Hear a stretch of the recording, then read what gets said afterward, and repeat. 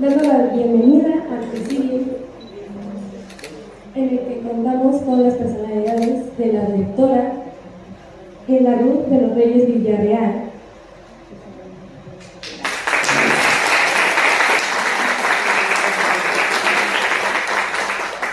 la doctora Esperanza Cida Farsa, secretaria técnica de la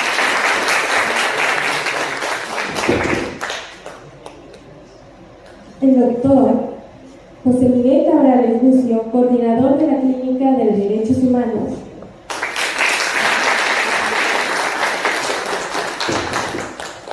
y el maestro José Luis Cruz Fuentes, segundo visitador de la Comisión Estatal de Derechos Humanos de Tamaulipas.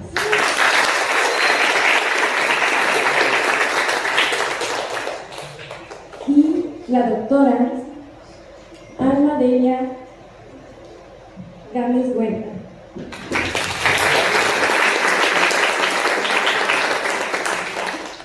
Es un honor estar aquí hoy con todos ustedes, estudiantes de la carrera de psicología de la maestra Sandy Sánchez.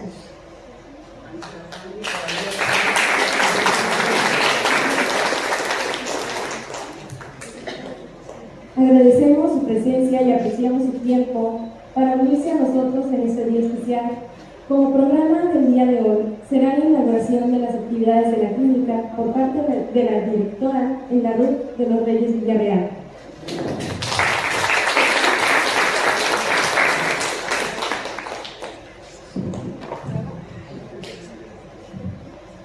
Saludo con afecto a todos los integrantes de la mesa de presidium, doctor Carrales, doctor Alma, doctora Cida, doctor José Luis, maestros que aquí nos acompañan y principalmente todos ustedes, jóvenes estudiantes de la carrera de psicología y de la carrera de derecho.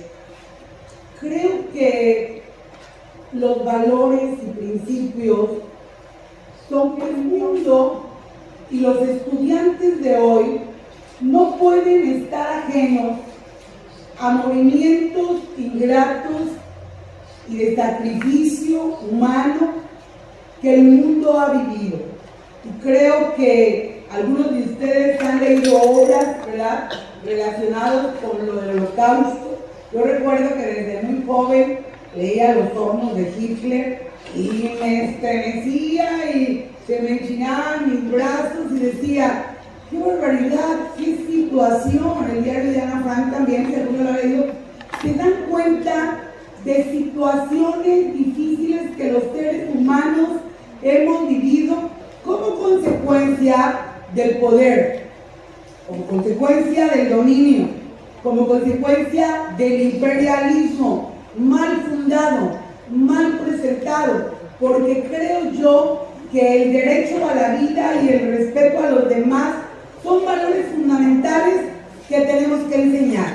Y precisamente hoy, que es el Día Internacional de Conmemoración a la memoria de las víctimas del Holocausto, nosotros como escuela tenemos el compromiso, jóvenes, de enseñarles no a la guerra, no a la discriminación, no a la violación de derechos humanos, no al maltrato de las personas, siempre a la atención, al bienestar, a la práctica de los valores, no de los desvalores en el ejercicio de ustedes.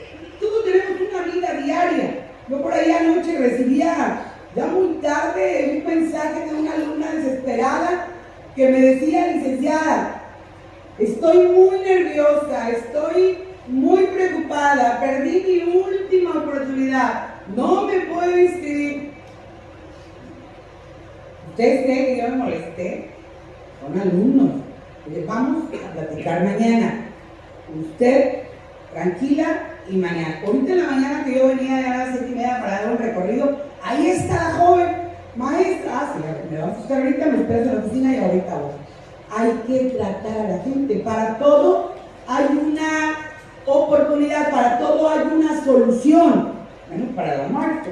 Entonces tenemos que cuidar hoy en estos tiempos que vivimos momentos difíciles de desesperación. generación, uno como autoridad, como maestros, como funcionarios, tenemos el compromiso de atenderlos, de escucharlos, de platicar con ustedes.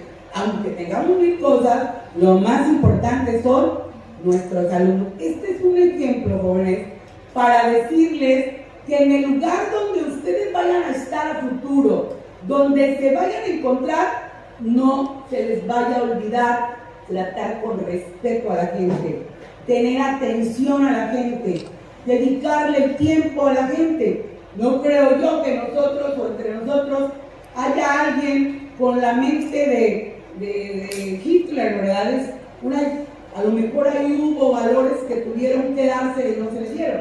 Por eso aquí en la escuela se enseñan, y creo que de cada carrera que están aquí presentes es fundamental que lo conozcan. También el día de hoy, y es la parte modular de este momento, va a dar el doctor Cabrales a conocer el programa importante que se desarrollará en la Clínica de Derechos Humanos.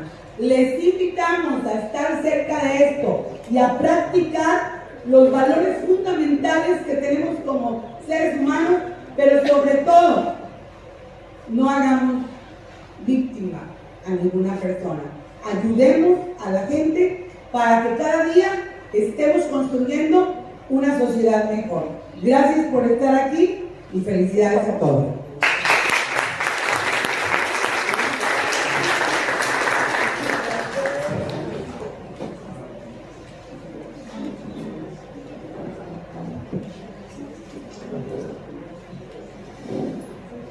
Agradecemos las palabras de nuestra directora en la ruta. Acá hay sillas.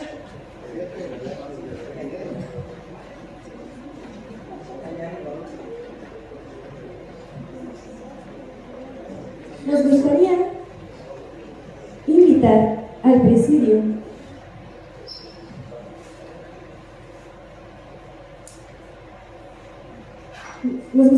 al escenario al doctor José Miguel Cabrales Lucio, coordinador general de la Clínica de Derechos Humanos y doctor en Derechos Humanos, para iniciar con la presentación de la Clínica de Derechos Humanos.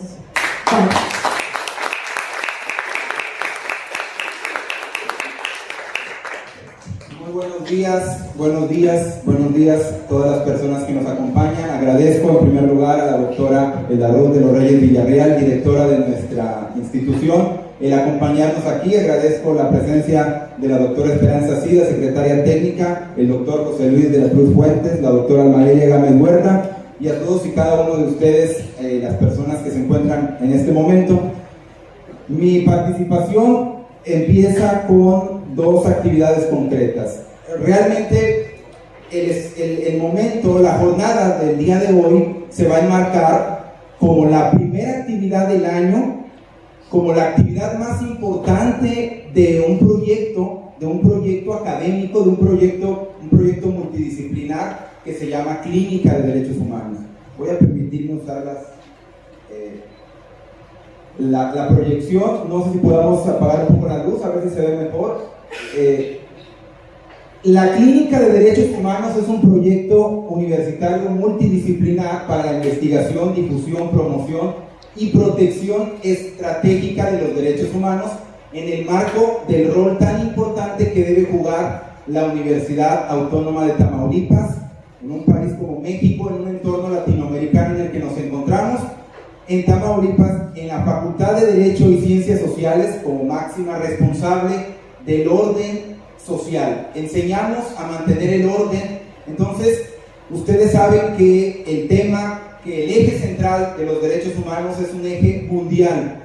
El compromiso de la Universidad Autónoma de Tamaulipas, la Facultad de Derecho y, por supuesto, en este momento de cambio importante, la doctora Elda Ruth de los Reyes Villarreal, como primer mujer electa por la comunidad universitaria, la comunidad de la facultad, para dirigir el rumbo de esta institución, ha apoyado plenamente este proyecto, porque la han escuchado en este momento y ya la conocen. Evidentemente está comprometida con la lucha por los derechos y por ir tomando espacios de poder para poder hacer el bien a la gente. Ese marco de referencia nos propicia que podamos desempeñar proyectos que involucran alumnos, alumnas de psicología, de derecho, de otras áreas. Ya les presentaré muy brevemente lo que hemos hecho en la Clínica de Derechos Humanos. La clínica responde a una tendencia que las universidades hacen para cambiar de la teoría de enseñanza constante y permanente en aulas de clase al análisis y atención a un momento o hecho específico de manera clínico o clínica. La palabra la tomamos del área de la medicina, es verdad, pero a nivel nacional y a nivel internacional varias universidades ya trabajan lo que son clínicas jurídicas, le llaman clínicas jurídicas, en el que los alumnos y las alumnas practican aplicando el derecho. Nosotros en la facultad quisimos llamarle Clínica de Derechos Humanos. No es la primera en el estado. En el norte se estableció la primera Clínica de Derechos Humanos por la Universidad Autónoma de Tamaulipas, pero en ese momento y en ese proyecto, que es desde el 2016-2015, los alumnos estudiaban un artículo de la Declaración de los Derechos Humanos y lo exponían en comunidades rurales o apartadas. Es un acto social muy bueno, está bien, pero el proyecto de la clínica que nosotros hemos planteado, que nosotros hemos diseñado, desde el 2017 implica y ha crecido, implica la aplicación práctica clínica. Eso es lo que yo creo que es diferente, porque en la abogacía estudiamos la teoría, estudiamos la ley y luego queremos aplicarlo a casos prácticos, pero las realidades nos han llevado de la mano a casos muy relevantes, muy complicados, desde el tema del corte de cabello, desde el libre desarrollo de la personalidad, desde temas muy importantes que las universidades tienen un reto para resolver. Estamos tratando con personas, no estamos en una comunidad aislada. Nosotros tenemos responsabilidades al interior en la universidad como parte de la sociedad y una más grande al exterior para preparar personas que puedan abordar los problemas más complicados, los que sean los asesores o asesoras tarde o temprano de los que tomen las decisiones, que son decisiones que van a afectar a cada una de las personas en cualquier sector. Entonces, aquí nada más se ve parte de lo que se ha hecho. Hay alumnos y alumnas que han participado en la clínica en eventos, en congresos nacionales, donde llevan lo que investigan en la clínica donde las alumnas y las alumnas elaboran diseños de política pública o ideas para que luego fueran llevadas a las autoridades. Hemos trabajado con las corporaciones policíacas, por ejemplo, para capacitar en materia de derechos humanos con lo que nos toca como universidad. Pero lo importante aquí es que el alumno y la alumna se involucra en una parte práctica y se involucra y tiene contacto con la sociedad. Aquí se ven algunas imágenes. La primera imagen es la imagen del recuerdo, muy importante para nosotros porque fue en el 2017 y pudimos hacer la primera exposición fotográfica de los eventos acontecidos durante la Segunda Guerra Mundial en cuadros muy grandes que estuvieron en toda la línea desde afuera del salón de actos hasta la biblioteca, porque había una organización, la Embajada Mundial de Activistas por la Paz, que buscó el apoyo de la universidad.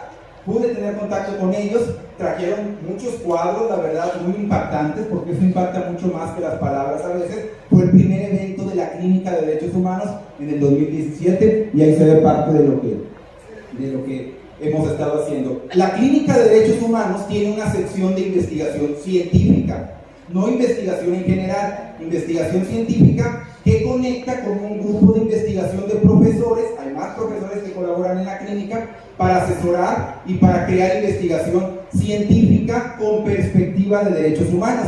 El primer grupo de investigación de profesores vinculado a la clínica, que es como el marco general, se estableció con el título de los derechos humanos, género e interseccionalidad, para atender en investigación científica los problemas que en la actualidad nos aquejan, desde el momento en que le preguntan a un jurista si una empresa debe tener un baño para hombres, uno para mujeres o un baño para personas con una orientación sexual absolutamente libre, o qué tipo de detalles tiene que implementar esa empresa para no violar derechos humanos. Y eso es un ejemplo muy pequeño de cómo están cambiando las cosas, pero para poder nosotros pronunciarnos sobre algo necesitamos investigación científica. Aquí está el organigrama preliminar, que lo único que tiene como objetivo es tener una base de dónde se encuentra ubicada la Clínica de Derechos Humanos. Nuestra máxima autoridad es la doctora Elda Ruth de los Reyes Villarreal. Posteriormente tenemos la Secretaría Académica, ustedes conocen esa sección, Luego la coordinación de derecho que coordina la maestra Astrid Latuada, una persona comprometida con los derechos humanos y que ustedes conocen muy bien. Nos hubiera gustado que estuviera aquí con nosotros, siempre nos acompaña a los eventos. Posteriormente tenemos la clínica, que está concebida institucionalmente también como un laboratorio. Le dicen laboratorio a nivel nacional y estatal porque todavía la perspectiva de la clínica no está tan desarrollada. Por eso este evento es tan importante, para que los alumnos entiendan que hay proyectos complementarios a sus materias donde ustedes pueden participar. Por eso la importancia de la difusión. Nosotros ya le llamamos clínica porque queremos avanzar en esa aproximación minuciosa y detallada de los problemas sociales para ofrecer una respuesta científica y enmarcada en el derecho. Dentro de la clínica, la doctora Almadelia Gámez Huerta, que está aquí presente, es la secretaria general, por decirlo así, administrativa y académica, que se encarga de lo académico, lo científico y lo administrativo que tiene un proyecto como el de nosotros. Ella también es encargada de la unidad de estudios de género que tiene la Clínica de Derechos Humanos, que es ella básicamente como profesora, doctora en ciencias sociales, comprometida con los estudios de género, convencida de que se necesita estudiar eso científicamente, y es maestra también de varios alumnos y alumnas, dirige tesis de investigación sobre ese tema, todo lo concentra al área de género, para que la universidad, la Facultad de Derecho, tenga estudios científicos publicados en su momento que nos den soporte para tomar decisiones tanto al interior de la universidad, al interior de la facultad, y ofrecer información a empresas, ofrecer información a otras áreas. Ya nos han consultado diferentes áreas sobre la mejor medida que no viole derechos humanos, sobre todo en este momento de las mujeres. Obviamente la perspectiva que tiene la doctora es una perspectiva mucho más amplia. Ya se han hecho actividades. El año pasado en la clínica se presentó como conmemoración de este día tan importante, se atendió a las mujeres víctimas de violencia obstétrica durante el periodo de Adolf Hitler y los experimentos que hacían con las mujeres de manera muy íntima y personal para entender cosas del aparato reproductor femenino y de la reproducción humana. Es decir, pretendían modular los nacimientos para poder acondicionar una ideología racial que en su momento veremos en el evento que tendremos el día de hoy. Por lo tanto, la importancia de esta unidad. Ella es la encargada de la unidad de estudios de género. Miguel Ángel es un colaborador administrativo, estará por ahí en la parte técnica. Él nos ayuda a toda la parte que necesitamos para poder tener contacto con los alumnos, tener contacto con todas las personas. Tenemos también alumnos tesistas, ¿sí? Claudia, que es la maestra de ceremonias en este momento, es practicante en la Clínica de Derechos Humanos, tesista de investigación. Su tema tiene que ver con inteligencia artificial y derechos humanos, porque pretendemos que todos los proyectos de investigación se vinculen a la misma clínica, al tema de derechos humanos en sus diferentes perspectivas. La Clínica de Derechos Humanos tiene otras dos áreas importantes: la de investigación científica, donde se concentra todas las tesis y todas las investigaciones que hacemos para el interior y para el exterior, la unidad de estudios de género, y tiene la unidad de litigio estratégico. Esta unidad es la unidad pensada para alumnos de octavo, noveno, que conozcan de amparo o de los elementos más avanzados en materia jurídica, para que puedan llevar casos estratégicos ante las autoridades con la personalidad jurídica respectiva. Las universidades lo hacen, las grandes universidades presentan documentos que se llaman amicus curiae, que en latín significa amigo de la corte, que es un documento científico, bien redactado, supervisado por profesores que le acercan a los tribunales más importantes del mundo, incluyendo la Corte Interamericana de Derechos Humanos, los alumnos de Derecho. Pero la Clínica de Derechos Humanos tiene un valor agregado porque reúne alumnos de psicología también para atender las graves violaciones de derechos humanos a mujeres, niños, niñas, etc. Necesitamos el auxilio de otras áreas, algo que el derecho ha dejado al margen. Por eso la psicología está muy involucrada con nosotros. Hemos tenido alumnos practicantes, alumnos prestatarios de servicio social de psicología, que dicen ellos: ¿y yo qué hago aquí si esto es de derecho? No, la atención a un problema de derechos humanos es multidisciplinar, multifactorial, y necesitamos a los expertos. Los alumnos se preparan con práctica y y ellos mismos son asesorados por profesores de psicología de la misma facultad que colaboran en conjunto. Derecho y psicología hablamos, nos comunicamos, y el de derecho le dice al de psicología: no, pero esto no lo puedes hacer porque es ilegal o porque es un delito, y el de psicología le dice: permíteme, solo te estás viendo en lo de afuera. En el caso de autismo nos pasa mucho, al ver solo lo de afuera. Eso que lo tenemos en una línea de investigación en la clínica que se llama Neurodivergencia y Derechos Humanos, que en su momento se conocerá. Bien, ahora voy a pasar a dos actividades, que es la memoria de actividades del 2023 de las actividades que hicimos y el plan de trabajo del 2024. Con esa parte vamos a cerrar un pequeño bloque. Por lo tanto, en este momento voy a ceder el uso de la voz a la doctora Almadelia Gámez Huerta, que es secretaria de la clínica, que les expondrá lo que hicimos muy brevemente y lo que vamos a hacer en el que se enmarca esta primera actividad. Adelante, doctora.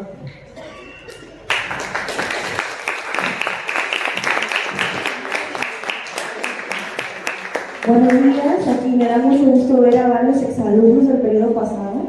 Y dice que ahorita de tercero ya sí pasaron, gracias a Dios. Bueno, mire, yo les voy a abordar muy rápidamente sobre qué hemos hecho en la clínica el año pasado. El año pasado fue un año muy vertiginoso. Nosotros tenemos un documento que se llama Memoria de Actividades. Y entre las actividades que tuvimos, pues siempre tenemos el evento insignia con el que iniciamos, que es la conmemoración a las víctimas del Holocausto. Es una actividad que hemos realizado desde el 2017 de manera ininterrumpida. También nos invitaron a la Facultad de Comercio a hablar sobre derechos humanos desde una perspectiva un tanto, no tan jurídica, pero sí desde el punto de vista social. También tuvimos el gusto de participar en el evento del Día Internacional de la Mujer y otras actividades más relacionadas con los derechos de los contribuyentes. Si se dan cuenta, nosotros nos van a ver hasta las otras, literalmente. Pero somos una área de nuestra escuela que es muy activa en pro de los derechos humanos y su concientización. También tuvimos el gusto que los alumnos que estuvieron haciendo prácticas con nosotros realizaron cursos de interseccionalidad ante instituciones internacionales que los lograron certificar, que es muy importante para el currículum académico. También tuvimos una participación en el Congreso Laboral de este año que se llevó en Ciudad Victoria, y tuvimos nuestro Congreso de Derecho. La clínica participó como parte del comité científico y bueno, hemos tenido muchas actividades bastante interesantes. Una de las más importantes también fue que la clínica estuvo presente en el Congreso Iberoamericano de Derecho Constitucional, la cual es el área técnica teórica de nuestra área. Y aquí podemos ver las demás actividades que se realizaron. También tuvimos alumnos que hicieron verano de investigación científica. Tuvimos 23 alumnos internacionales, la mayoría fueron de Colombia, de Chile, y tuvimos alumnos que repitieron periodos con nosotros que venían de Argentina. Fue muy interesante también ver esa relación que hubo con los estudiantes locales. Otra de las actividades que tuvimos también fue lo que fue el área de capacitación en relación con el plagio y también los programas y cursos que se realizaron para capacitar al personal de la clínica en materia de género y derechos humanos. Como yo decía, miren, estas son como que las actividades en general, pero ¿qué va a hacer la clínica este año? Son actividades a las que los queremos invitar de manera que nos puedan acompañar directa o indirectamente. Nuestro plan de trabajo, pues empezamos con lo que es esta actividad y próximamente, el 31 de enero, vamos a tener un curso taller de herramientas digitales de la Prodecon. Este es muy importante para las personas que les gusta la cuestión fiscal. También lo vemos desde perspectiva de derechos humanos. También pueden ver que vamos a tener nuestro primer seminario de docentes, en el cual vamos a abordar un análisis de un diálogo entre profesores, claro, invitando a nuestros estudiantes para dialogar sobre las principales reformas que ha tenido nuestra Constitución. Y aquí pueden ver, este es un programa que abarca hasta el mes de octubre. Se van a estar publicando en las redes sociales y en la página de nuestra universidad. Les invitamos, si gustan entrar a la clínica de derechos humanos, hacer prácticas de investigación. Es un área muy, muy interesante porque les da, perdón, un poco enferma, les da una visión más amplia de lo que es el derecho, pero también otras áreas como la psicología.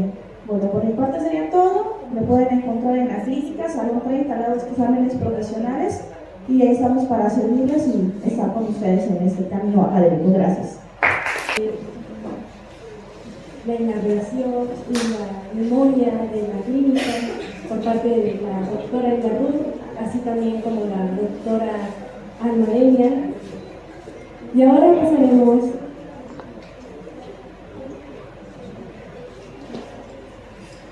a la presentación del seminario El origen ético de la protección jurídica internacional de derechos humanos, impartido por el doctor José Miguel Cabrales Lucio. Le cedo la palabra.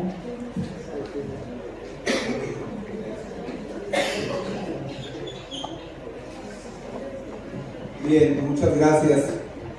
Vamos a iniciar el evento en cuanto al punto central, actividad del año.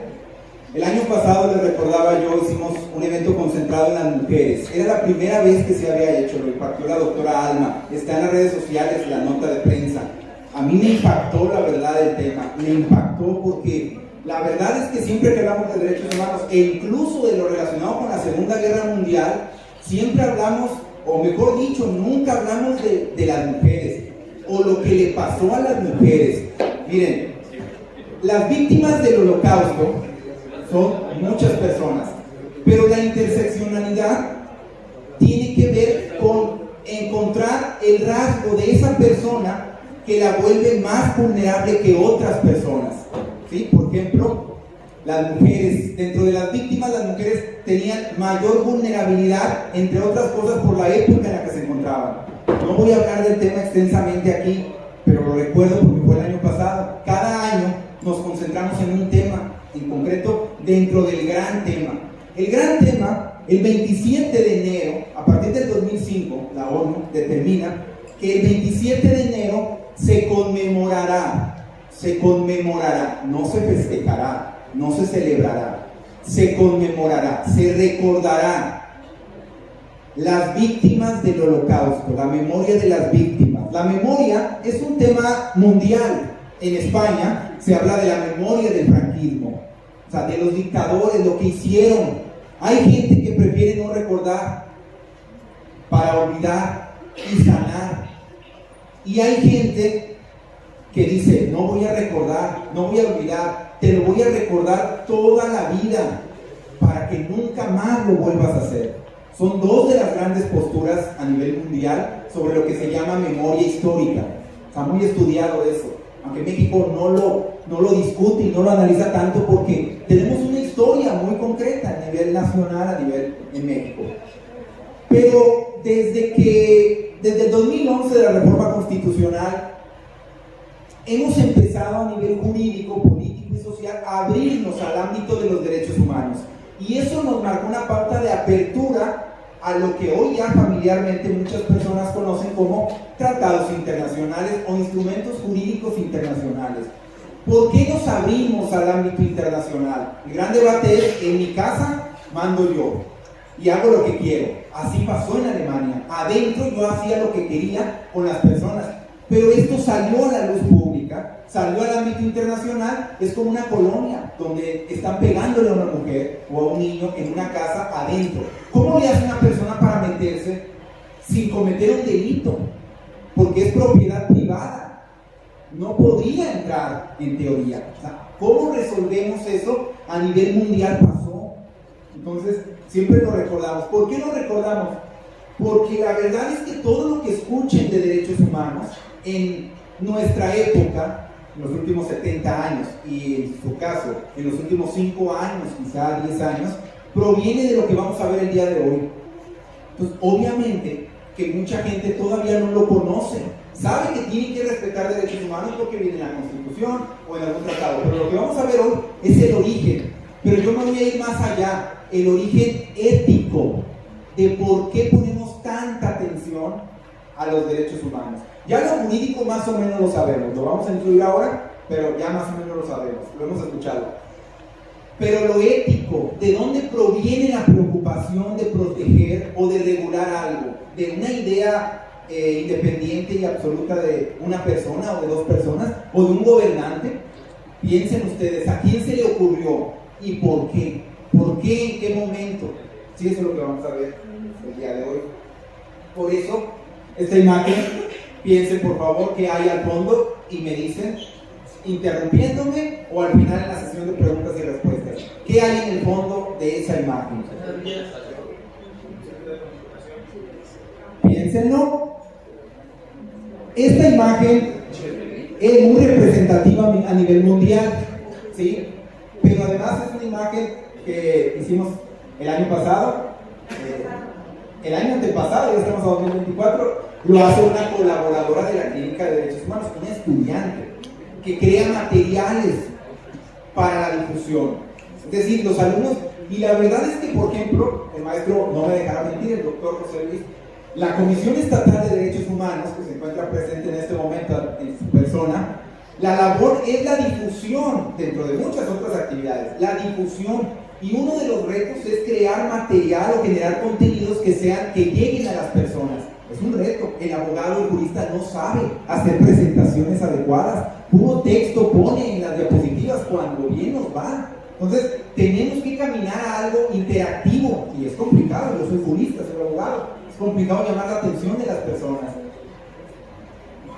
Esta fue otra imagen que hizo la alumna, sí, yo quería compartirlas porque lo que está en el fondo representa algunas cosas que vamos a ver ahora. Piensen ustedes. El Día Internacional en Memoria del Holocausto, de las víctimas del Holocausto, se establece por la Asamblea General de las Naciones Unidas cada 27 de enero de cada año. Por eso es tan importante esta fecha, desde el 2005. Vamos ahora, a partir de este contexto, de la importancia de este día, vamos a hacer conciencia. No podemos entender una clase y escuchar, sobre todo de derechos humanos. La materia de derechos humanos, el maestro es profesor también de derechos humanos, no me dejará mentir, es una materia de sensibilización. Y la verdad es que el camino que hemos recorrido es dejar de hablar un poco y casi ver. Ahorita les voy a explicar, la verdad yo quisiera llevarles a todos ustedes al lugar para que vean el cabello que todavía está en este momento en los lugares que vimos en las imágenes, porque esas imágenes corresponden a un lugar que ahora es un museo que está abierto al público. ¿Sí? Las piedras, los lugares que pisaron las personas que estuvieron sometidas en los campos de concentración. Vamos a ver el primer video que nos va a hablar más allá de lo que pasó, lo más grave que pasó, que motivó a que se cambiaran las estructuras mentales y personales de la gente para que actúen jurídicamente. O sea, lo que hay antes del derecho. Vamos a ver eso. ¿Qué pasó? Y a partir de ahí me dirán ustedes si no era relevante regular eso. Vamos a pasar el video. ¿Ponemos las luces, por favor?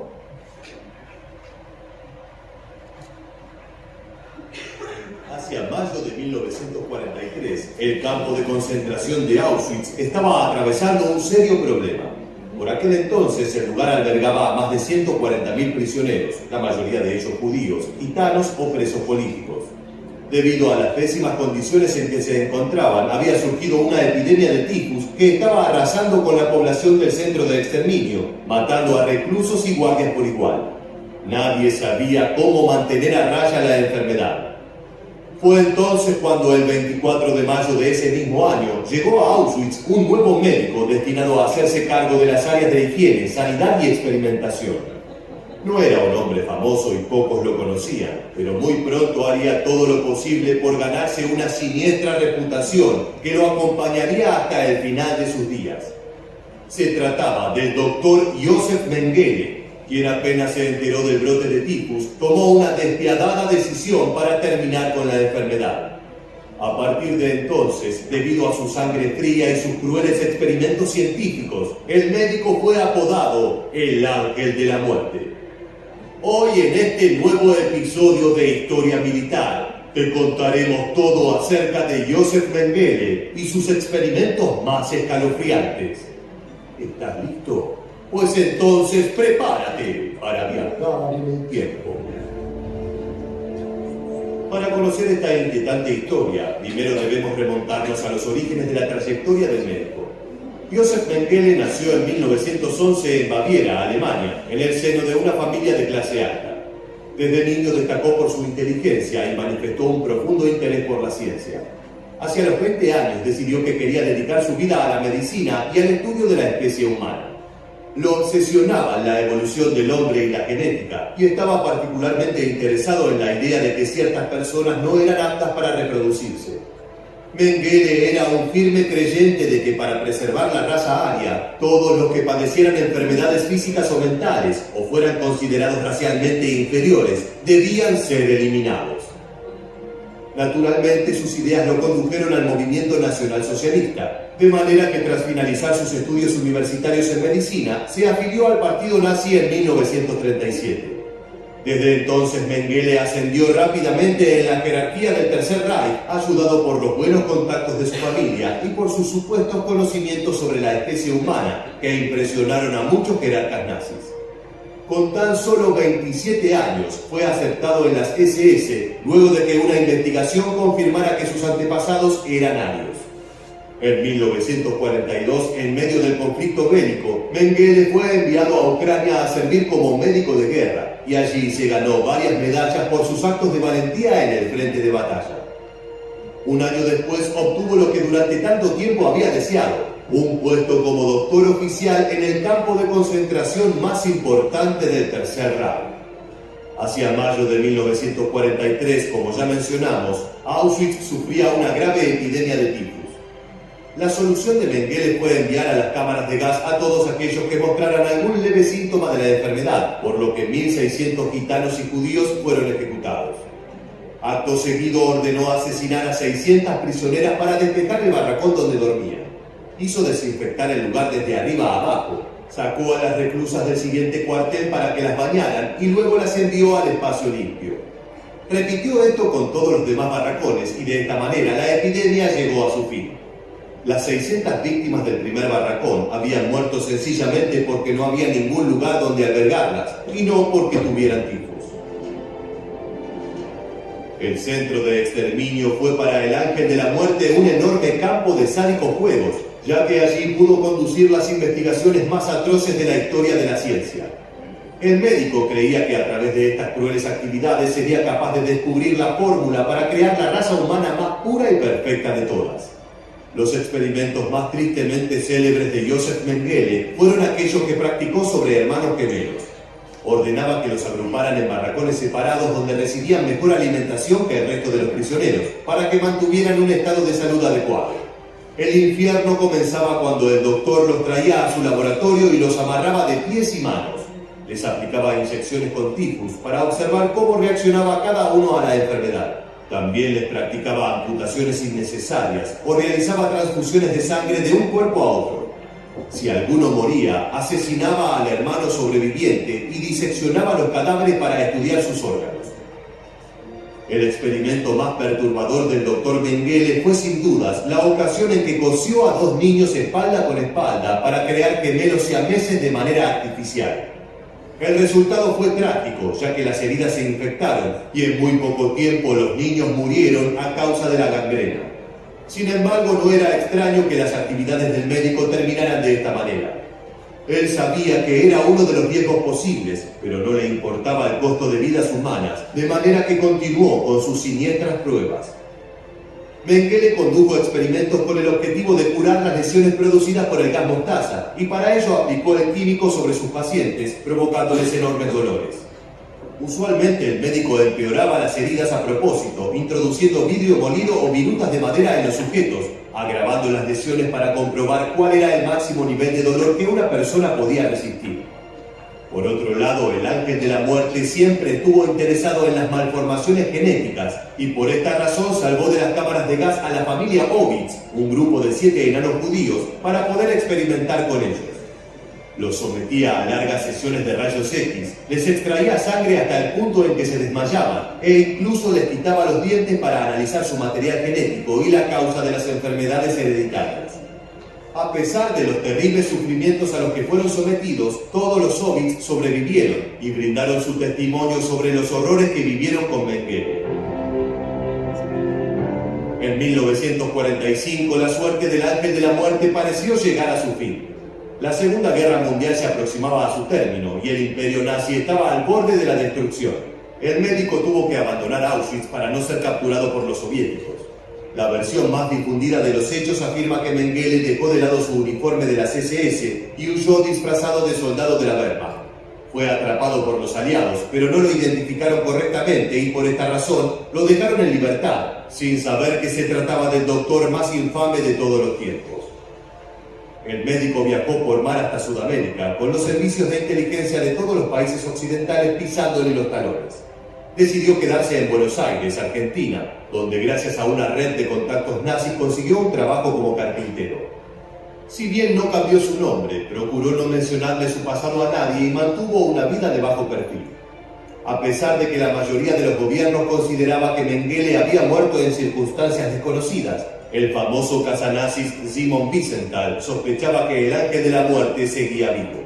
En 1959 el investigador encontró en un archivo público información sobre las actividades de Mengele en Buenos Aires, por lo que alertó a las autoridades de Alemania Occidental para que lo extraditaran y juzgaran. Sin embargo, el médico estaba al tanto de que pretendían atraparlo, por lo que nuevamente huyó. En 1960 se mudó a Paraguay, donde se asentó en una granja cerca de la frontera con Argentina. Por aquel entonces la prensa había difundido fotografías suyas junto con historias de sus experimentos en Auschwitz. Acorralado, Mengele escapó a Brasil, donde vivió el resto de sus años bajo una identidad falsa. Las autoridades nunca lograron dar con él. Su salud se fue deteriorando de manera progresiva. En 1979, mientras nadaba en el mar, sufrió un accidente cerebrovascular y murió ahogado. 6 años después, su hijo Rolf confesó a las autoridades que el misterioso hombre fallecido en Brasil era el infame médico. Así llegó a su fin la historia del ángel de la muerte, uno de los hombres más perversos de la historia. Llegamos al final del video y queremos preguntarte, ¿cuál crees que fue el experimento más siniestro de Mengele? Déjanos tu respuesta en la bandeja de comentarios aquí debajo. Y no olvides suscribirte a nuestro canal para conocer muchos más sucesos militares que dejaron su huella en la historia. Gracias. Vamos a encender las luces. Vayan pensando ustedes que estas situaciones médicas son poco conocidas, y no fueron juzgadas. Ustedes saben que después de la Segunda Guerra Mundial hubo un juicio, ¿sí? Vamos a ver ahora qué pasó en el juicio. Se les escapó esta persona. No hubo, el derecho no funcionó ahí. El derecho está perdido. Con la rendición del Tercer Reich. Ahí no tuvo éxito el derecho. Entonces quedaron los hechos. Y esos hechos que sí eran conocidos por las personas, las autoridades, empezaron a regular todo lo que tenía que ver con derechos humanos. Ahora les voy a decir por qué. De todos modos, al cabo de la Segunda Guerra Mundial, salen a la luz todos los hechos acontecidos durante el internamiento en los campos de concentración. Hay una lista interminable de situaciones que son violaciones graves a los derechos humanos. No vamos a abordar todas ellas. El día de hoy solo nos vamos a concentrar en la cuestión ética. Estas situaciones concretas las estudian en la actualidad en medicina. En la actualidad apenas.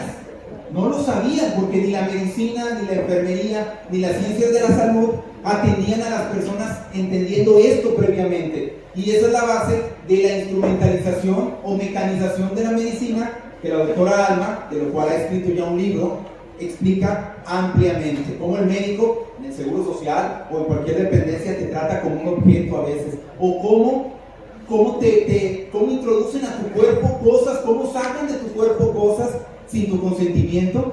¿Por qué? Porque tú estás enfermo, porque tú no puedes hablar, porque tú eres vulnerable en ese momento. ¿Qué vas a hacer? ¿Vas a rechazar lo que van a...? ¿Y qué dicen ellos? Pues si quieren, o lo estoy cuidando, todavía te lo estoy aliviando. O sea, tenemos que revertir ese pensamiento. Ella lucha porque las personas que atienden a las mujeres sean y atiendan de manera humana a las personas, regresar a lo humano, como si nos hubiéramos deshumanizado. Hay muchas historias sobre ello. El derecho, ¿qué ha hecho al respecto? Pues, ¿qué creen ustedes que hizo con la Segunda Guerra Mundial? ¿Quién ganó la Segunda Guerra Mundial? ¿Alguien sabe? ¿Quién llegó a los campos de concentración a liberar a las personas? El Ejército Rojo. ¿De qué país? De Rusia, la Unión Soviética, no Estados Unidos. ¿Han visto la película La vida es bella? Yo no sé si en la película cuando entra el tanque de guerra son rusos o son norteamericanos. Creo que son norteamericanos en la película. Claro. Ahora que lo decimos, y parece ser los primeros que llegan, pero la historia lo sabemos, fueron los rusos, ¿sí? Quienes descubrieron todo. Y la comunidad internacional, en la que estaba, por supuesto, Rusia, liderada por quién? Por Estados Unidos, como hasta la fecha. ¿Y qué creen que pasó cuando íbamos a ver qué iba a pasar con los que habían hecho el mal en la Segunda Guerra Mundial? ¿Qué creen? Un juicio justo. O sea, íbamos a tratar justamente a las personas que habían hecho todo lo que había pasado durante la Segunda Guerra Mundial. ¿Qué pasó en esos juicios? Y de ahí se deriva, se llaman los juicios de Nuremberg, ¿sí? Que está en Alemania. Ahí en Alemania hicieron el tribunal, ahí lo establecieron. Se llama Tribunal ad hoc. Tribunal ad hoc, que significa un tribunal construido solo para el caso. En la actualidad tenemos un derecho humano que establece que nadie puede ser juzgado por un tribunal automático o construido después de que se hizo el acto que se pretende juzgar. Obviamente los tribunales de Nuremberg, el juicio de Nuremberg, tienen problemas jurídicos técnicos importantes que no vamos a discutir, pero en la historia quedó como que fue un juicio. ¿Han leído la sentencia o las resoluciones que salieron del juicio de Nuremberg? ¿Alguien las ha visto en internet? El texto, lo que dice la traducción al español, por ejemplo, ¿qué castigo les pusieron? Todo eso es una información que casi no es popular o pública. Yo les invito a que lean esa parte. ¿Qué pasó en los tribunales? ¿Qué pasó en los juzgados? Eso es lo que vamos a ver ahora rápidamente. Pasamos al segundo video, por favor. Con la rendición del Tercer Reich el 7 de junio de 1945, las potencias aliadas pusieron en marcha una serie de acciones con el fin de darle un cierre definitivo a la Segunda Guerra Mundial. Un cierre que, como la historia nos enseña, está determinado únicamente por los vencedores.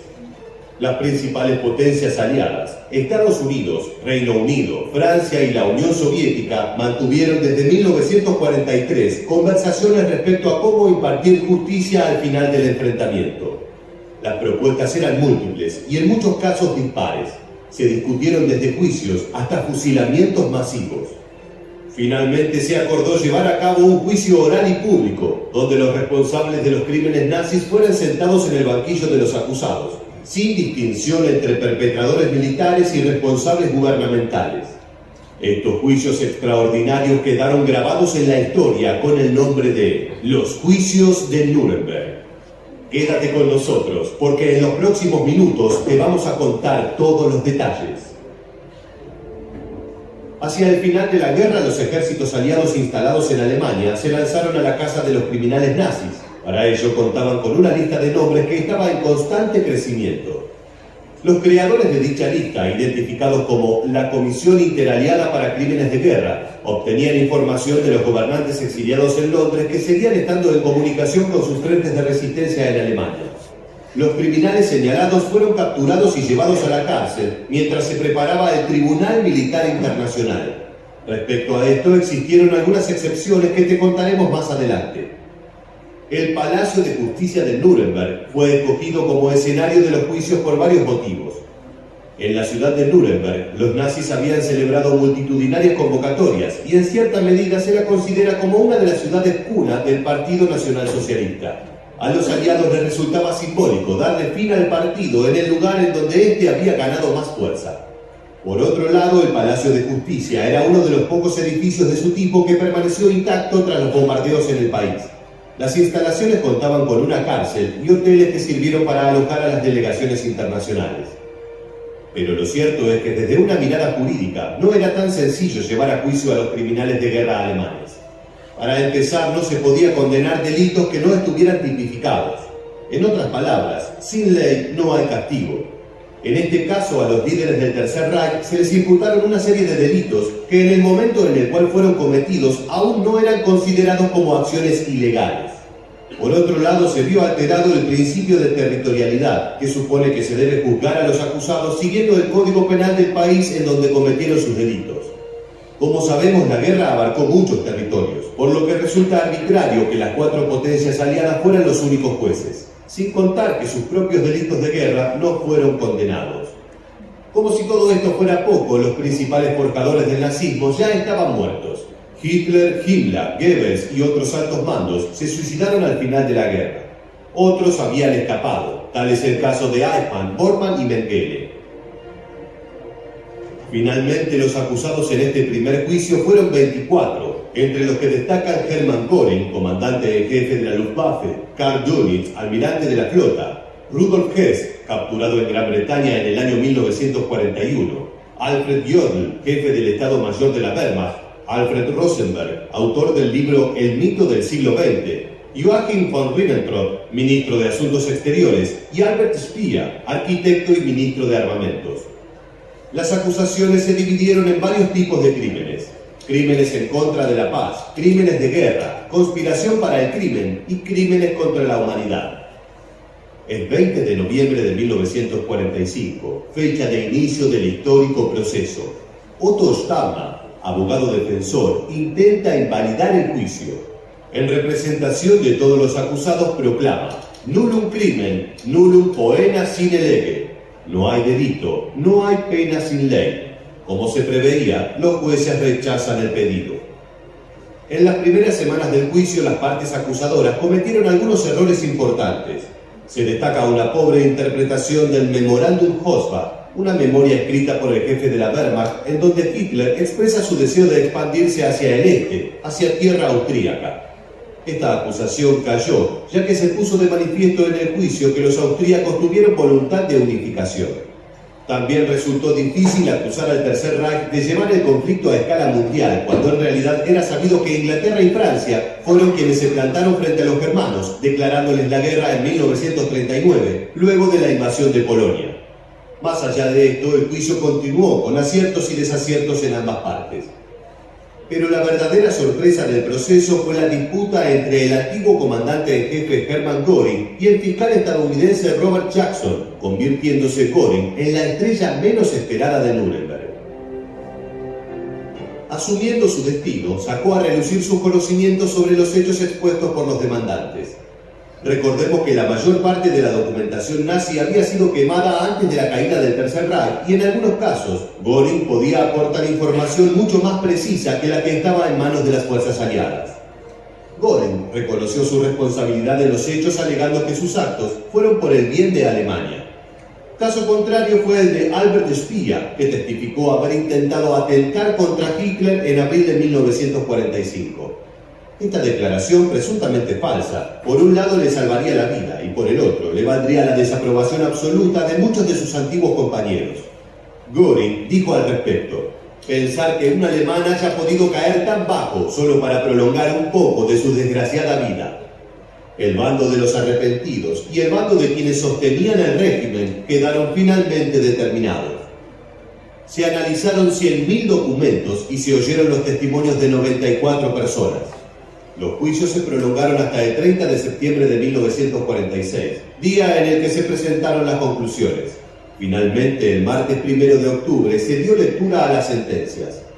Uno al lado del otro, los acusados recibieron su veredicto. 19 de ellos fueron declarados culpables. La condena más leve fue de 10 años, mientras que los sentenciados a muerte en la horca fueron 12 hombres. Göring, Ribbentrop, Keitel, Kaltenbrunner, Rosenberg, Frank, Frick, Streicher, Sautel, Jodl, Seyss-Inquart y Bormann, que para el momento del juicio estaba desaparecido y luego se supo que había muerto en la batalla de Berlín. Sin embargo, todavía quedaba una sorpresa más. Un día antes de su ejecución, Hermann Göring se suicidó en su celda con una cápsula de cianuro. Los demás sentenciados recibieron la muerte y sus cenizas fueron esparcidas en el río Isar. Los otros condenados de los juicios de Nuremberg cumplieron sus sentencias con normalidad. Algunos incluso lograron reducir notablemente sus castigos. Ese fue el caso de von Neurath, quien vio la libertad en 1954 por cuestiones de salud, y Walter Funk, a quien se le conmutó la cadena perpetua, quedando libre en 1957. Aunque los juicios de Nuremberg dieron visibilidad a los crímenes nazis y generaron un precedente en materia de cortes internacionales, también se dejó en evidencia la nula intención de condenar los crímenes cometidos por las fuerzas aliadas, haciendo la vista gorda a genocidios como las masacres cometidas en Hiroshima, Nagasaki y Dresden. Tampoco recibieron condena los grandes empresarios que cumplieron roles clave en el Holocausto y que se beneficiaron de la mano de obra esclava. Es así como llegamos al final del video, pero antes queremos saber tu opinión. ¿Crees que los juicios podrían haberse llevado a cabo de otro modo? Déjanos tu opinión en la bandeja de comentarios y no olvides suscribirte y activar las notificaciones para conocer muchos más sucesos que dejaron su huella en la historia. Gracias. Esto fue... Bien, esta es la parte jurídica. Fíjense en la fecha. ¿Sabe alguien de cuándo es la Declaración Universal de los Derechos Humanos? Fecha, día, año o cualquier dato. De diciembre de 1948. En el 48. ¿Los juicios de Nuremberg cuándo terminaron? ¿Qué pasó de cuándo? ¿Y quién cree que alentaba a la comisión para pensar cómo administrar justicia? Bueno, las mentes de esas personas, lo que había en el entorno era la cuestión ética, porque no había derecho escrito, no había un marco de referencia jurídico. ¿Sí? Vamos a ver las diapositivas, por favor. Vamos a ver qué pasó de 1945, 46, 47, previo a la Declaración Mundialmente Conocida sobre los Derechos Humanos. Bien, surge el Código de Nuremberg, que es poco conocido en la carrera de Derecho. No se conoce, lo que conocemos es la Declaración Universal de los Derechos Humanos de 1948. Pero antes, como antecedente de ese instrumento jurídico, está el Código de Nuremberg de 1947, publicado el 20 de agosto como consecuencia de los juicios que vimos en este momento a médicos por violaciones graves a derechos humanos con el propósito de desarrollar una especie de investigación científica. Una de las más graves violaciones es querer intervenir en el ámbito médico para modular la raza. ¿Se acuerdan que Adolf Hitler tenía una visión sobre una ideología racial, sobre la raza aria? Pero los médicos o las personas que podían intervenir al ser humano, también en esto es tan importante para el derecho. Yo que enseño en el juicio de amparo, enseño qué es lo más valioso para una persona: la libertad, la vida. Y por ello el derecho penal va tocando la parte más sensible, y por eso el amparo o una protección de los derechos humanos va en cuanto al derecho penal, porque te salva de lo que más te duele. Pero la verdad es que hay algo más, lo estoy descubriendo ahora. Este seminario es un seminario de análisis. Hay posturas teóricas que yo estoy diciendo aquí que no están escritas. O sea, es una posición personal. La postura del origen ético de la protección internacional y la atención es mía. No la he encontrado en ningún otro lugar. ¿Por qué? Porque había una separación entre la ética, la filosofía y el derecho. Y el derecho entendió, bueno, hay un juicio, entonces cometieron cosas muy graves, vamos a regular la vida, la integridad. Y eso es el mundo del derecho. Pero ¿qué hay atrás? ¿Qué hay antes del derecho? Yo pienso que es la regulación ética. Y este instrumento nos sirve porque establece principios fundamentales. El principio a que no podemos intervenir a una persona o incidir en su campo si no es útil e indispensable. Debe ser estrictamente necesario. Esto se aplica para la atención médica, ahora, en la actualidad, y para la investigación. Claro, para las áreas en las que intervienes con personas, pero poco a poco va bajando. Empezó con la medicina. Aquí hay dos facetas: cuando te atienden, cuando ven tu cuerpo postrado en una cama, y cuando investigan sobre ti. ¿Alguien ha sido objeto de investigación científica? ¿Alguien ha documentado las enfermedades que han tenido y qué reacción tienen?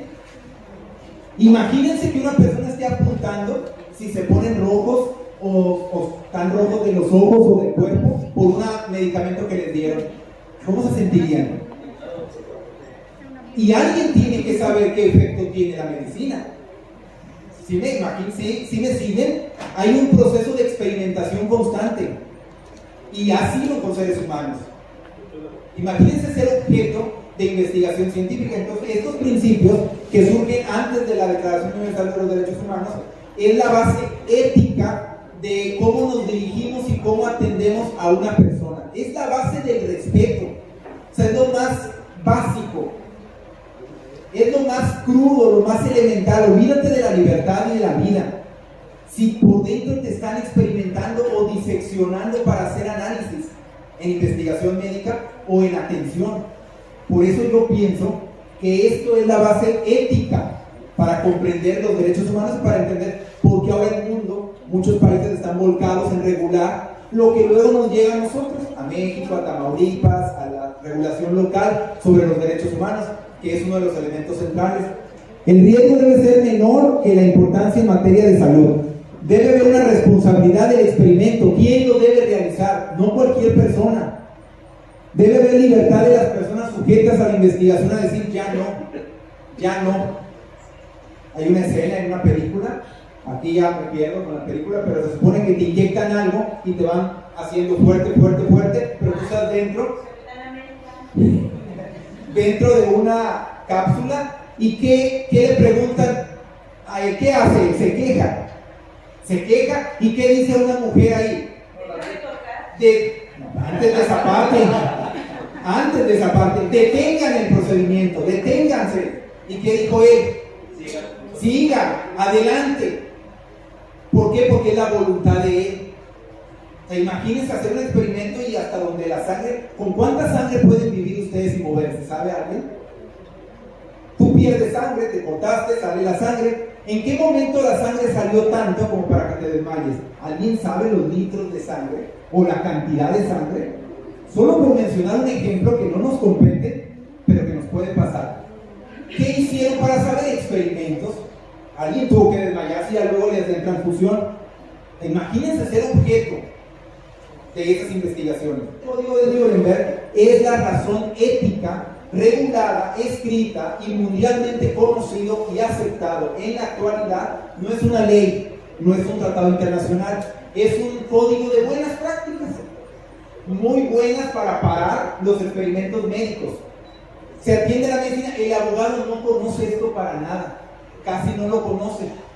Y el médico y el experto en ciencias de la salud no conoce nada de los instrumentos jurídicos, cree que este es su marco de referencia para actuar con las personas.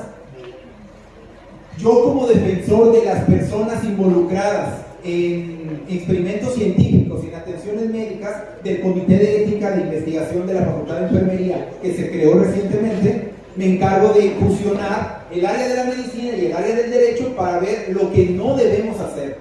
Ellos dicen, no, pues el código, yo les digo, no, es que está en la declaración, pero me dijeron, ¿y cuál fue primero? ¿La declaración o el código?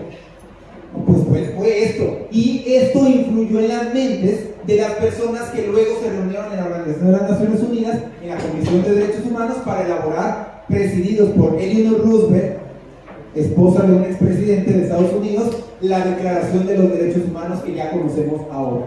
Pero esto es lo que no conocíamos nosotros. Este es el origen ético de la atención mundial a los derechos humanos y a su regulación. ¿Sí?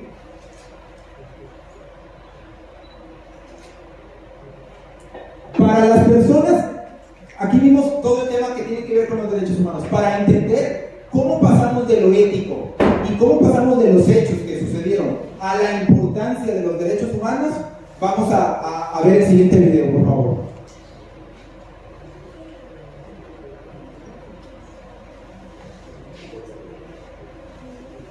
De historia de los derechos humanos, por favor. Van a ir conectando un acontecimiento con otro según lo vean y vamos a llegar a la parte de qué pasó con las víctimas de los Geez, that's a good question. Right? Wow. I don't even know how to give that definition. I would probably have to do a little bit of homework or something. Yeah, you're right, because I think just as a normal human, The rights that humans have. Tú le puedes preguntar a 20 personas y te van a dar 20 diferentes opiniones. We just take them for granted that they're there, but we don't even consider what they are.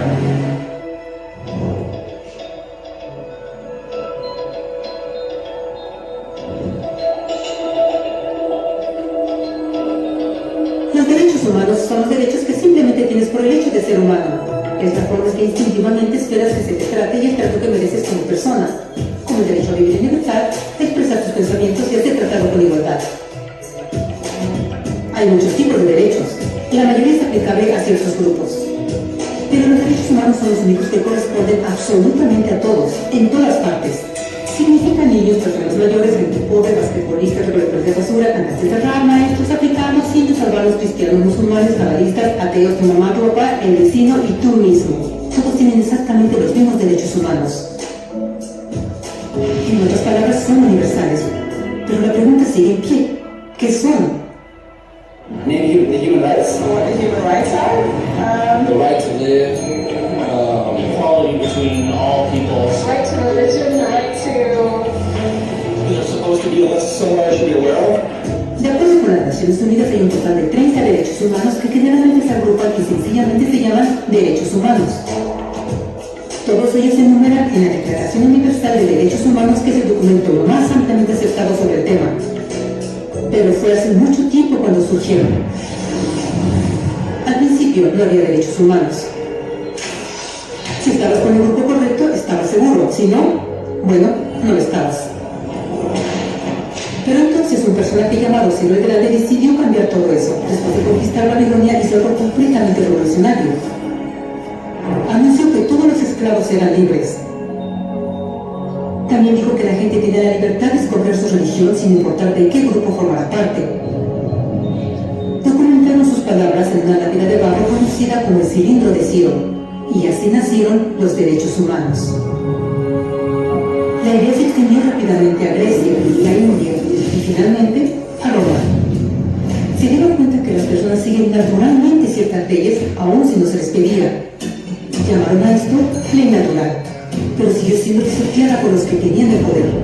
No fue sino hasta 1000 años después, en Inglaterra, donde finalmente lograron que el rey aceptara que nadie podía invalidar los derechos de las personas, ni siquiera el rey.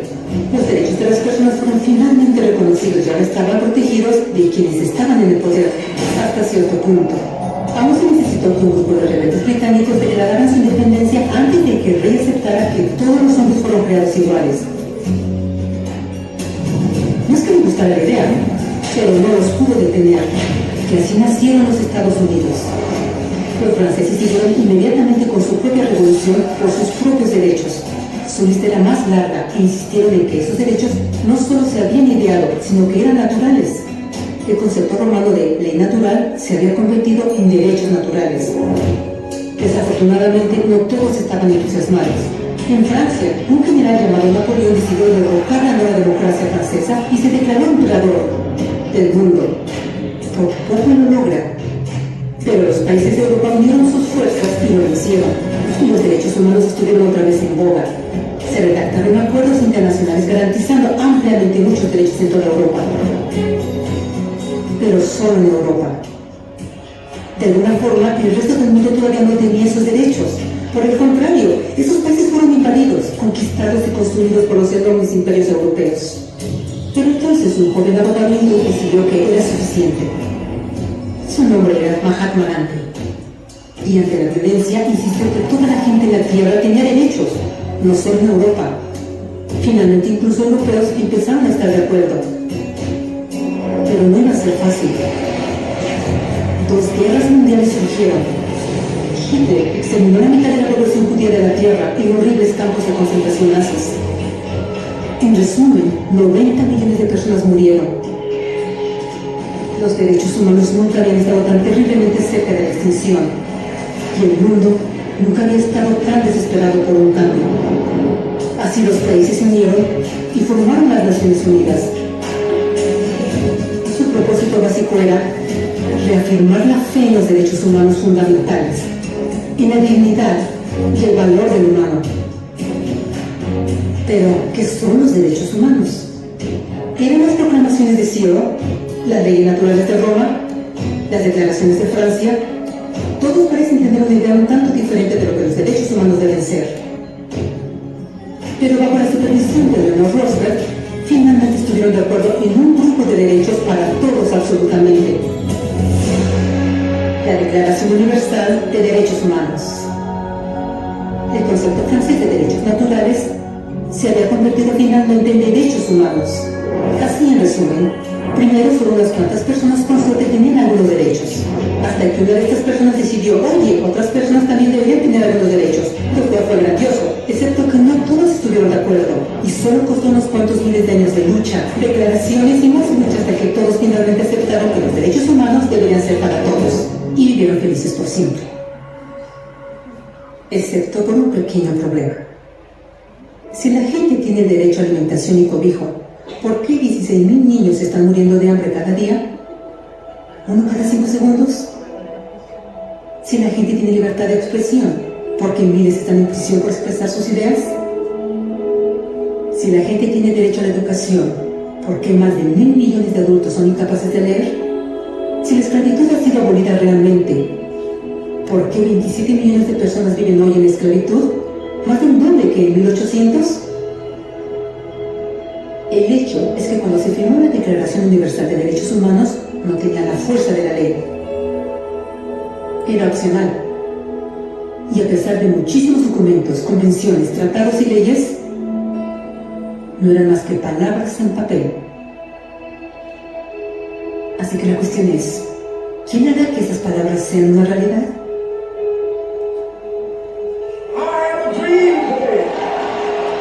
Cuando el Dr. King marchó a favor de la igualdad racial, él estaba marchando por los derechos que habían sido garantizados por las Naciones Unidas desde hacía casi 2 décadas. Pero de todas maneras, él marchó. Cuando Nelson Mandela defendió la justicia social en los años 90, su país había acordado ya abolir tal discriminación de casi 40 años. Pero de todas maneras él luchó.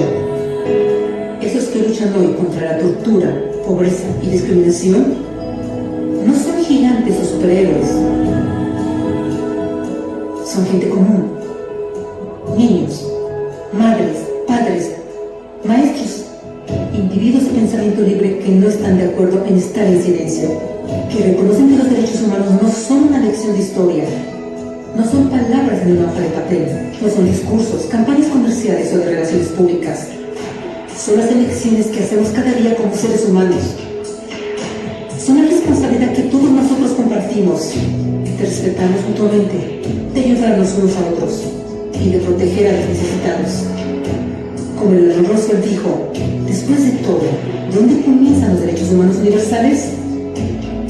En pequeños lugares, cerca del hogar, tan cercanos y tan pequeños que no pueden ser vistos en ningún mapa del mundo. Sin embargo, son el mundo del individuo común, el vecindario donde vive, la escuela o universidad donde estudia, la empresa, la granja o oficina donde trabaja. Tales son los lugares donde cada hombre, mujer y niño busca igualdad de justicia, igualdad de oportunidades, igualdad de dignidad sin discriminación. A menos que estos derechos tengan un significado ahí, no tendrían significado en ninguna parte.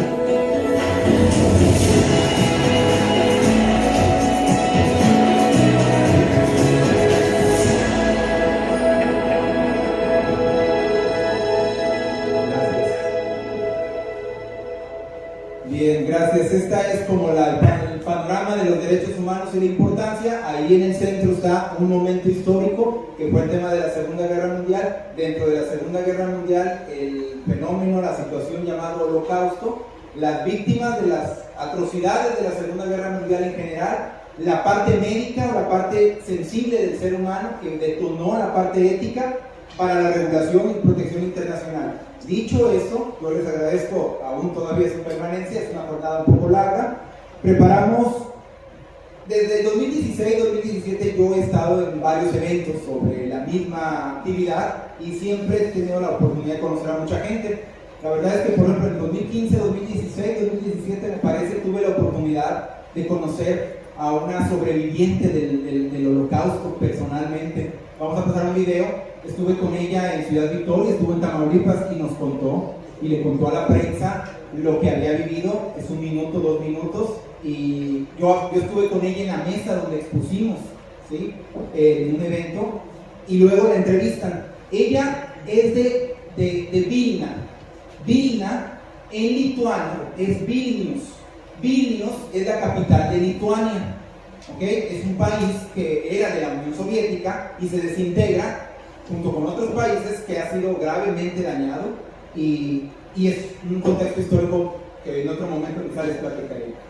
Tuve la oportunidad de vivir, no vivir la experiencia, de vivir físicamente en Vilnius, yo, y de estar en los lugares donde eran las personas que habían sacado para llevarse en los trenes para el fondo de pantalla que en su momento vieron, que espero que ya sepan qué lugar es, porque se lo voy a decir ahora, preguntar.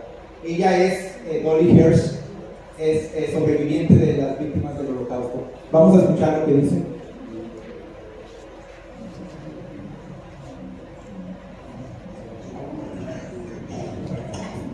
Esperemos que no. ¿Nos puede contar un poquito de su biografía? ¿Cuál fue su experiencia durante el Holocausto? Fue terrible. Estuve en varios campos. Conocí a mi padre.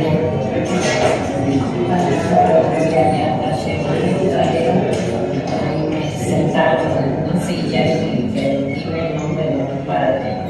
Me dieron sus antecedentes y pregunté a sus papás, porque yo no sabía, y si no lo conocí, no sabía su nombre más que su nombre y el nombre y lo hay que ayudarme y a encontrar mis ancestros, ¿no? Y hacer con mi nieta el trabajo de raíces. ¿Usted de qué país era originario? Nací en el gueto de Vilna. ¿En qué país? Vilna es la capital de Lituania. ¿Y de qué años a qué años estuvo yendo y viniendo del campo de concentración? Nací en el 40, en el 39, perdón. Fui llevada a Auschwitz, después a Birkenau, después a algunos otros campos y el último que queda en Alemania es Bergen-Belsen. ¿Cuál es el nombre de José? En Dolly Stantic. ¿Qué sería bueno? ¿Qué mensaje podría dar a los jóvenes? Pues que no deben de pelear o de hacer bullying entre ellos. Mi nieta, que está ahorita en Israel, me decía, mira abuelita, aunque es una escuela muy cara, de cómo se viene de colegiaturas estratosféricas, los jóvenes hacen bullying, se burlan de este muchacho porque es raro, de este otro porque es gordo, de este otro porque es flaco. Parece que no entienden que todos somos seres humanos y como seres humanos debemos de respetarlos. Y una de las causas del también el racismo. También. ¿Usted considera este problema grave, fuerte, el racismo que hay? Claro que sí. Yo sí considero que es una de las razones que puede venir, Dios no lo quiera, una situación tan grave. Muchas gracias. Gracias. Ella nos contó fuera de cámaras y dentro del video, ella nació ahí, por eso es que está viva aún todavía. Ella nació, imagínense nacer en un gueto. Con esta parte terminamos lo que es el seminario, mi participación, la parte que yo expongo. La verdad es que quiero decirles que ya saben cuál es la foto que estaba atrás, donde están los rieles de la... ¿Alguien lo ubica? ¿Lo ubicó? Es la entrada principal donde entraban los vagones que llevaban a las personas de los diferentes lugares y otros guetos y otros lugares a la solución final, donde iban a terminar su existencia a través de las cámaras de gases y otros instrumentos que van a ver a continuación.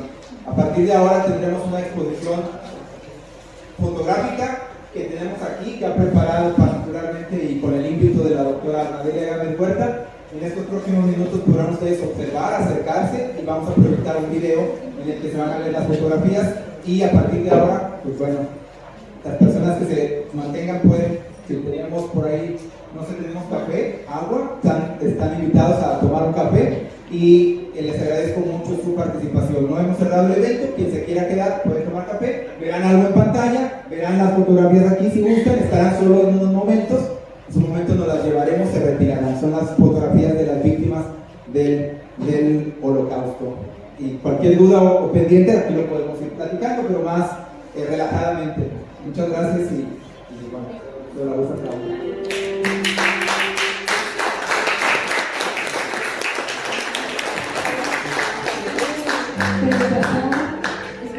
Este espacio es para que observen las imágenes que están en las mamparas en la presentación.